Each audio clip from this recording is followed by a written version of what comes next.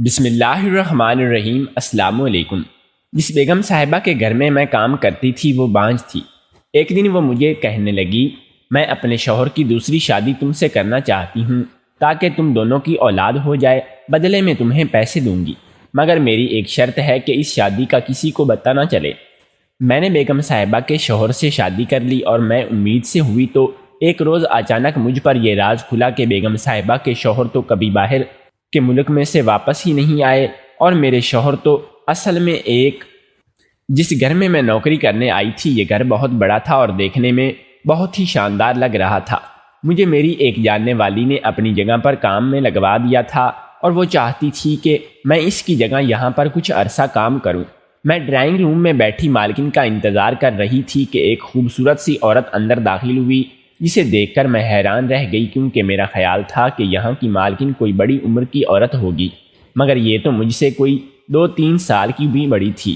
دیکھنے میں بھی کافی حسین اور جمیل تھی۔ مجھے کہنے لگی کہ میں تو ایک شرط پر نوکری دوں گی کہ تمہیں میری ہر بات ماننا ہوگی اور جو میں کہوں گی وہی کرنا ہوگا۔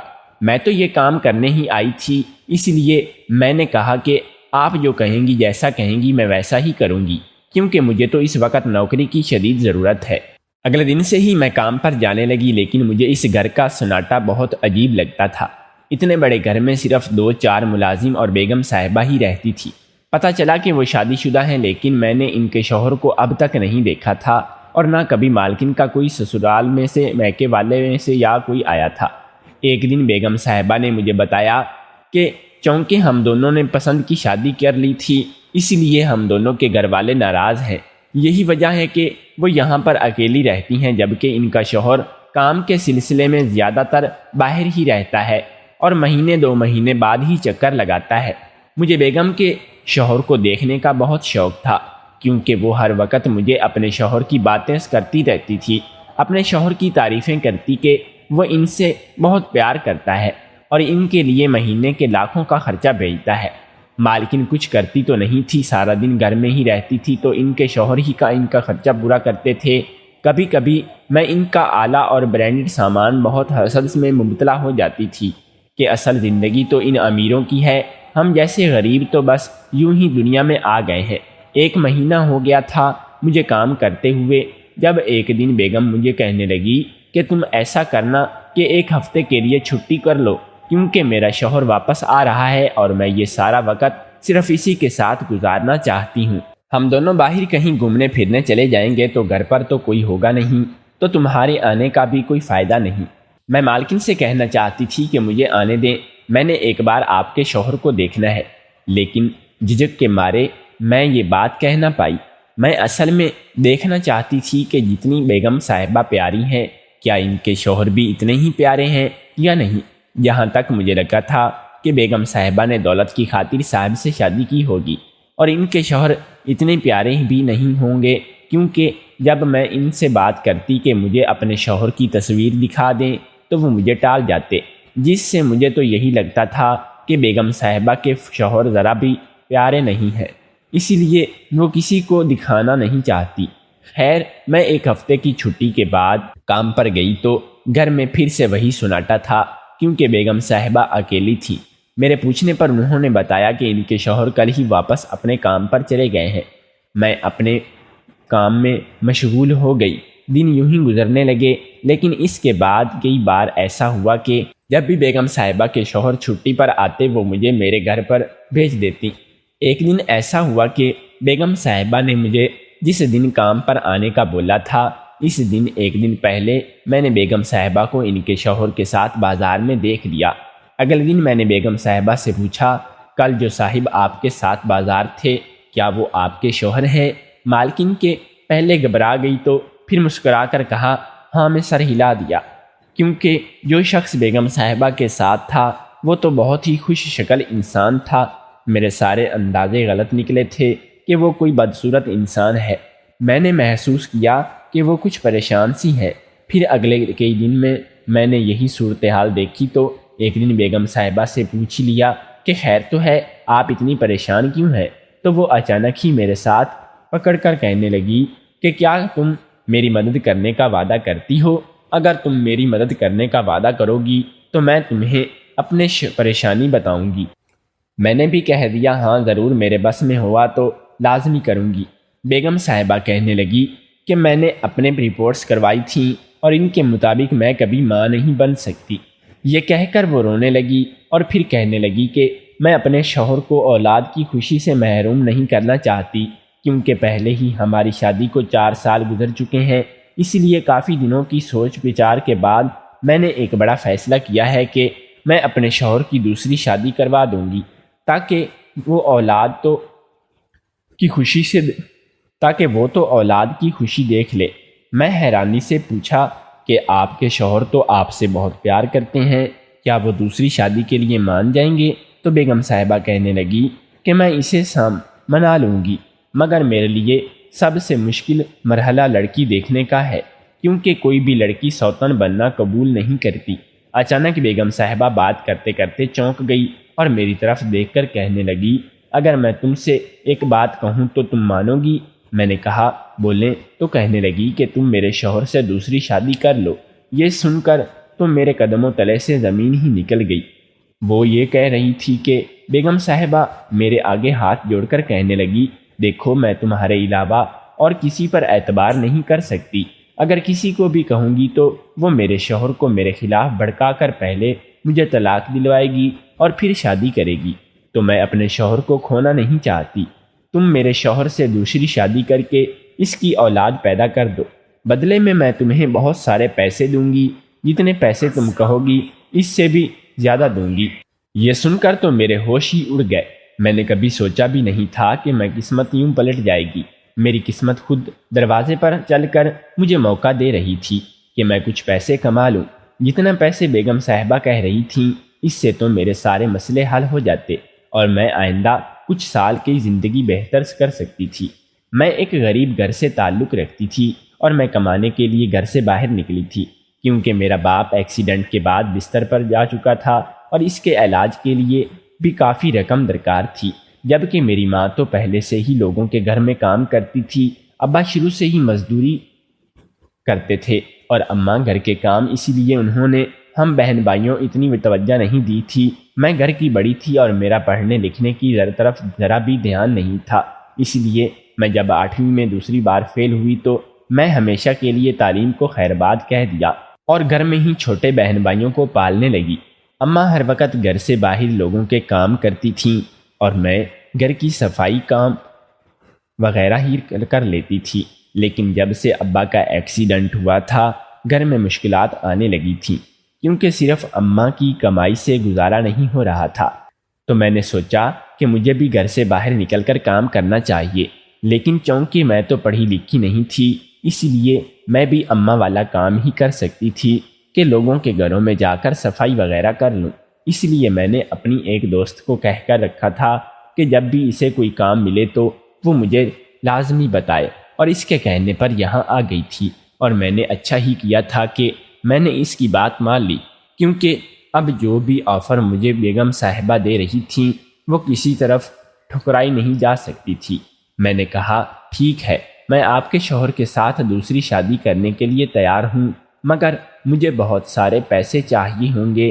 تو وہ مالکن کہنے لگی کہ جتنے پیسے کہو گی اتنے ملیں گے، لیکن میری بھی ایک شرط ہے کہ تم اس شادی کے بارے میں کسی کو بھی نہیں بتاؤ گی، یہاں تک کہ اپنے گھر والوں کو بھی نہیں بتاؤ گی۔ جب بچہ پیدا ہو جائے گا تو تمہیں طلاق لینی ہوگی۔ میں یہاں پر سارا وقت دن رات بیگم صاحبہ کے ساتھ ہی رہتی تھی اور صرف تب گھر جاتی تھی جب ان کے شوہر آتے تھے، اسی لیے اگر میں ان کی شرط مان بھی لیتی تو گھر میں کسی کو نہیں پتہ چلنا تھا کہ میں کیا کر رہی ہوں اور کس لیے یہاں پر ہوں۔ لیکن طلاق والی بات پر میں تھوڑا سوچ میں پڑ گئی۔ یہ تو سیدھا ایک طرح سے خریدنے والی بات ہی ہو گئی کہ وہ مجھ سے اپنا بچہ خریدنا چاہ رہی تھی۔ وہ بھی اپنی جگہ ٹھیک تھیں، ظاہر ہے کوئی نوکرانی کو ہمیشہ کے لیے تو اپنی سوتن بنا کے نہیں رکھ سکتا۔ اس پل میرے دماغ میں یہ خیال آیا کہ میں کوشش کروں گی تو اپنی محبت صاحب کے دل میں پیدا کر کے طلاق دینے سے روک سکتی ہوں، پھر اس صورت میں ہمیشہ کے لیے اس محل نما گھر کی مالکن بن جاتی۔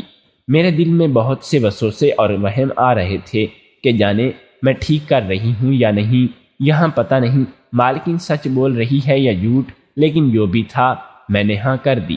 میں اس سلسلے میں کسی سے مشورہ نہیں کر سکتی تھی، کیونکہ میں رازداری کا وعدہ کر چکی تھی کہ ہماری اس ڈیل کے بارے میں کسی کو بھی معلوم نہیں ہوگا۔ اب جانے مالکن نے اپنے شوہر کو کیسے راضی کیا، لیکن کچھ دنوں بعد اس نے مجھے بتایا کہ میں اپنے شوہر کو راضی کر چکی ہوں، اسی جمعے تم دونوں کا نکاح ہو جائے گا۔ جمعے والے دن بیگم صاحبہ کے شوہر بھی صبح صبح آ گئے، مگر آتے ہی وہ سیدھا اپنی بیوی کے کمرے میں چلے گئے، اور جانے دونوں میں کافی دیر تک کیا باتیں ہوتی رہیں۔ عین نکاح کے وقت وہ دونوں کمرے سے باہر آئے اور مولوی صاحب بھی آ گئے۔ میری طرف سے تو کوئی بھی شامل نہیں تھا، کیونکہ میں نے تو اپنی ماں کو بھی نہیں اس بارے میں کچھ نہیں بتایا تھا، اور میں دل ہی دل میں بہت ڈر بھی رہی تھی کہ کہیں کسی ذریعے سے ان کو خبر نہ ہو جائے۔ مگر مالکن نے تو مجھے تسلی دی کہ تم فکر مت کرو، یہ راز تم صرف ہم تینوں تک ہی رہے گا، کسی کو کچھ پتہ نہیں چلے گا۔ میرا دل مسلسل مجھے اس کام سے روک رہا تھا، اور مجھے کچھ غلط ہونے کا خدشہ بھی لاحق ہونے لگا تھا، مگر میں نے چپ چاپ اللہ کا نام لے کر نکاح نامے پر دستخط کر دیے۔ اس کے بدلے میں ملنے والے پیسوں کی وجہ سے میں نے ہر خوف کو اپنے دل سے نکال دیا۔ مجھے لگا تھا کہ جتنا پیار صاحب اپنی پہلی بیوی سے کرتے ہیں وہ تو شاید مجھے قبول بھی نہ کریں، مگر مجھے حیرت کا جھٹکا لگا تھا جب میرے شوہر یعنی صاحب نے مجھے خوش دلی سے قبول کر لیا، اور مجھے بیگم صاحبہ کے چہرے پر بھی سوتنوں والا روایتی تاثر نظر نہیں آیا۔ کوئی بھی عورت اپنے شوہر کو کسی دوسری عورت کے ساتھ ہرگز خوشی سے نہیں بانٹتی۔ دوسری عورت سے جلن اور حسد تو ہوتی ہے، یہ فطری جذبہ ہے، لیکن کئی دن گزر جانے کے باوجود بھی مجھے ایسا کچھ نظر نہیں آیا، کیونکہ بیگم صاحبہ میرا بہت خیال رکھ رہی تھیں، اور انہوں نے مجھ سے بس ایک ہی رکاوٹ لگائی تھی کہ میں جلدی انہیں بچہ پیدا کر کے دوں۔ کبھی کبھی مجھے مالکن کا رویہ بہت عجیب لگتا تھا، کیونکہ جب سے میری شادی ہوئی تھی انہوں نے تو جیسے اپنے شوہر سے ہر ناطہ ہی توڑ لیا تھا۔ میں نے کبھی انہیں آپس میں بات کرتے نہیں دیکھا تھا۔ میرا شوہر یا تو میرے ساتھ رہتا تھا یا پھر گھر سے باہر۔ میں نے اس کو ایک بار کہا بھی تھا کہ مالکن کے کمرے میں جاتے نہیں دیکھا اور اسے کوئی بات کرتے نہیں دیکھا۔ یہ حیرت انگیز بات تھی کہ میں نے ایک دن اپنے شوہر کو کہا کہ آپ کو اپنی پہلی بیوی کو بھی وقت دینا چاہیے، آپ ایسا کریں کہ اس کے کمرے میں چلے جائیں اور آپ ایک ہفتہ اس کے ساتھ ہی رہیں۔ تو وہ گھبرا گیا اور کہنے لگا، نہیں فی الحال میں ایسا نہیں کر سکتا، اور میری بات کا کوئی جواب دیے بغیر ہی گھر سے باہر چلا گیا۔ اور جب میں نے یہی بات مالکن سے بھی کہی تو وہ اپنے شوہر کے ساتھ وقت گزار سکتی ہیں، تو وہ بھی گھبرا گئی اور مجھے کہنے لگی کہ نہیں، اس کی ضرورت نہیں ہے، تمہیں میرا احساس کرنے کی ضرورت نہیں ہے، بس تم نے جو کام دیا ہے تم اس پر دھیان دو۔ آخر شادی کے 4 مہینے کے بعد خدا نے مجھے خوشخبری سے نوازا تو مجھ سے زیادہ بیگم صاحبہ خوش ہوئی، اور صاحب کو کہنے لگیں کہ بس اب تم سائے کی طرح اپنی بیوی کے پاس رہو اور اس کا خیال رکھو، مجھے بچہ صحت مند ہی چاہیے۔ ایک طرف جہاں میں خوش تھی، وہیں مجھے دوسری طرف یہ وہم بھی ستانے لگا تھا کہ جیسے ہی بچے کی ولادت ہوگی تو مجھے اپنی شرط کے مطابق اپنے شوہر سے طلاق لینی پڑے گی، اور اب میں ایسا نہیں چاہتی تھی۔ اس لیے میں نے اپنے شوہر پر پہلے سے زیادہ توجہ اور محبت نچھاور کرنا شروع کر دی، تاکہ جب شرط کو پورا کرنے کا وقت آئے تو وہ خود ہی منع کر دے۔ ایک دن میں نے اچانک ہی دیکھ لیا کہ بیگم صاحبہ میرے شوہر کو اشارہ کر کے ایک طرف بلا رہی تھیں، شاید اس کوئی بات کرنی تھی۔ مجھے تجسس ہوا تو میں بھی ان کے پیچھے چلی گئی۔ میں نے دور سے دیکھا تو ایسا لگ رہا تھا جیسے مالک صاحب کو ڈانٹ رہی ہیں اور وہ چپ کر کے سنے جا رہے تھے۔ مجھے سمجھ نہیں آئی کہ ایسا کس بات پر ہو رہا ہے۔ میں نے آگے بڑھ کر سننے کی کوشش کی تو وہ سن کر حیران رہ گئی کہ بیگم صاحبہ اس بات پر ناراض ہو رہی تھیں کہ میرے شوہر نے اس کی گھڑی چرا کر مجھے گفٹ میں کیوں دی ہے۔ کچھ دنوں پہلے ہی تو جب میرے شوہر کو خوشخبری ملی تھی تو اس نے مجھے تحفے کے طور پر ایک برانڈی گھڑی دی تھی، جسے پا کر میں بہت خوش ہوئی تھی، اور اب ان کی باتیں سن کر پتہ لگ رہا تھا کہ وہ اصل میں مالکن کی تھی، اور وہ کہہ رہی تھی کہ صاحب نے اسے چرایا ہے۔ مجھے یہ کچھ سمجھ نہیں آیا کہ بھلا وہ اپنی بیوی کی چیز کیوں چرائیں گے؟ ان کو تو چاہیے تھا کہ وہ ان کے لیے نیا تحفہ لے کر آتے، بجائے اس کے پہلی بیوی کے اتری مجھے دیتے۔ اس سارے عرصے میں مجھے اپنے شوہر سے بس ایک ہی شکایت رہی تھی کہ وہ اپنی پہلی بیوی کی طرح مجھے قیمتی تحائف نہیں دیتا، لیکن وہ ہمیشہ بات کو ٹال جاتا، اور اب مجھے ایسا لگ رہا تھا کہ شاید ہاتھ میں کچھ بھی نہیں ہے، یہ سارا کچھ بیگم صاحبہ کے ہاتھ میں ہے۔ وہی سارے معاملات کو دیکھتی ہیں، اور جب میں نے اسے ایک دن اپنے شوہر کو کچھ پیسے دیتے کہا تو میرا شک یقین میں بدل گیا کہ اس نے اپنے شوہر کو بھی مکمل قابو میں کر رکھا ہے اور پیسوں کا سارا انتظام اپنے ہاتھ میں لیا ہوا تھا۔ وعدے کے مطابق اس نے مجھے آدھے پیسے دے دیے تھے، اور باقی کے اس نے پیسے اسے تب دینے تھے جب میں بچے کی ولادت کے بعد طلاق لے لیتی۔ ایک دن بیگم صاحبہ ہمارے گھر کے سامنے سے گزر رہی تھی تو میں نے جان بوجھ کر اپنا موبائل فون پکڑ لیا اور ایسے ظاہر کیا جیسے میں اپنے شوہر سے بات کر رہی ہوں۔ میں نے اونچی آواز میں کہنا شروع کر دیا کہ شکر ہے کہ آپ نے مجھے طلاق دینے کا نہیں سوچا، ورنہ تو اگر میں طلاق لے لیتی تو میری زندگی برباد ہو جاتی۔ آپ کا بہت شکریہ، آپ نے بیگم صاحبہ کی بات نہیں ماری۔ مجھے معلوم تھا کہ اب جیسے ہی میرا شوہر گھر آئے گا تو بیگم صاحبہ اس سے فوراً تفتیش شروع کر دے گی، اس لیے جیسے ہی وہ گھر آیا تو بیگم صاحبہ نے اس کی جواب طلبی کر لی۔ میں جاننا چاہتی تھی کہ میرا شوہر اس بارے میں کیا رکھتا ہے، اس لیے میں چپ کر کے ان دونوں کی باتیں سننے لگی۔ جیسے ہی میرا شوہر بیگم صاحبہ کے پاس گیا تو اس نے ایک جھٹکے سے صاحب کا گریبان پکڑ لیا اور کہنے لگی کہ جب تم جانتے ہو کہ تم نے شادی اس شرط پر کی تھی کہ اپنی بیوی کو طلاق دے دو گے تو تم اب اپنی بات سے مکر کیوں رہے ہو؟ وہ بیچارہ حیران ہو کر کہنے لگا کہ میں نے تو ایسا کچھ نہیں کہا، اگرچہ میں اپنی بیوی سے بہت محبت کرنے لگا ہوں، مگر مجھے اپنا وعدہ یاد ہے۔ تو مالکن کا سلوک دیکھ کر دنگ رہ گئی تھی کہ وہ اپنے شوہر کے ساتھ ایسے کیسے اتنی بدتمیزی سے بات کر سکتی ہے۔ وہ کہہ رہی تھی کہ تم جانتے ہو نا کہ یہ بچہ میرے لیے کتنا ضروری ہے، اگر میرے شوہر سے کہ بانجھ پن کا مسئلہ نہ ہوتا تو میں تمہیں کبھی بھی اس کام کے لیے مجبور نہ کرتی۔ وہ ملک سے باہر اسی لیے ہے کہ خوشخبری ملے تو واپس آئے۔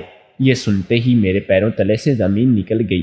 اگر یہ بیگم صاحبہ کا شوہر نہیں تھا تو پھر کون تھا جس نے میرے ساتھ اتنا بڑا دھوکہ کیا؟ اس نے تو یہ کہہ کر میری شادی کروائی تھی کہ وہ اپنے شوہر کی شادی مجھ سے کروا رہی ہیں، تو اگر یہ اس کا شوہر نہیں تھا تو اس نے یہ سب کیوں کیا، اور اس نے میرا بچہ کیوں چاہیے تھا؟ خوف کے مارے مجھے پسینے آنے لگے تھے کہ یہ سب کیا ہو رہا ہے۔ میں لرزتے ہوئے انداز میں آ گئی۔ کچھ دیر بعد میرا شوہر آیا اور مجھ سے کہنے لگا کہ کیا تم نے کوئی ایسی بات کی ہے اپنی مالکن سے جس سے اسے لگے کہ ہم دونوں کے بیچ طلاق نہیں ہوگی؟ مجھے سمجھ نہیں آیا کہ میں اس کی بات کا کیا جواب دوں، کیونکہ میں تو بری طرح سے پھنس چکی تھی۔ مجھے تو یہی نہیں معلوم تھا کہ میرے شوہر کی اصلیت کیا ہے، وہ اصل میں کون تھی، اور اس نے کس مقصد سے مجھ سے شادی کی۔ بیگم صاحبہ کو مجھ سے بچہ کیوں چاہیے تھا؟ جب تک مجھے اپنے سوالات کا جواب نہیں مل جاتا میرا خاموش رہنا ہی بہتر تھا۔ میں نے اس کی بات کو ٹال دیا اور کہا نہیں، میں نے تو ایسی کوئی بات نہیں کی۔ تو وہ الجھ کر رہ گیا، مگر اس نے مجھ سے پھر مزید بات نہیں کی۔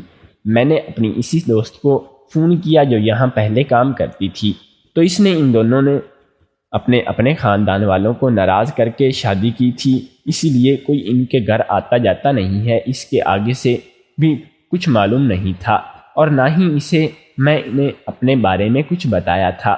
میں چاہتی تھی کہ میرے سامنے وہ راز آ جائے جس کی وجہ سے مالکن نے اتنی بڑی سازش کی ہے۔ مجھ پر بھی معلوم کرنا تھا کہ میرا شوہر اصل میں کون تھا۔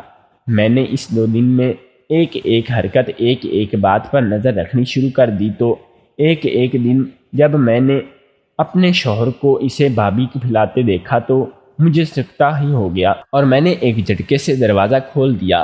وہ اسے کہہ رہا تھا کہ بھابھی آپ فکر مت کریں، جیسا آپ چاہتی ہیں ویسا ہی ہوگا، آپ کو اور بھائی کو بھی بہت جلد اولاد کی خوشخبری مل جائے گی۔ مجھے دیکھ کر وہ دونوں چونک گئے، بلکہ گھبرا گئے۔ میں نے کہا کہ میں تو پہلے ہی جان گئی تھی کہ تم اس کے شوہر نہیں ہو، لیکن مجھے یہ علم نہیں تھا کہ تم اس کے دیور ہو۔ تم بھابھی دیور نے مل کر مجھے بے وقوف بنایا ہے۔ اب اگر تم لوگوں نے مجھے سچ سچ نہیں بتایا تو یہ سب کیوں کیا ہے تو میں اپنے بچے کی شکل بھی تم دونوں کو نہیں دیکھنے دوں گی اور ابھی کہیں چلی جاؤں گی۔ مالکن کہنے لگی کہ میرا شوہر اور یہ دونوں جڑواں بھائی ہیں، ہم ایک دوسرے کو یونیورسٹی کے زمانے سے ہی پسند کرتے تھے، مگر چونکہ ہمارے گھر والے نہیں مانے تو ہم نے ان کی مرضی کے خلاف جا کر شادی کر لی۔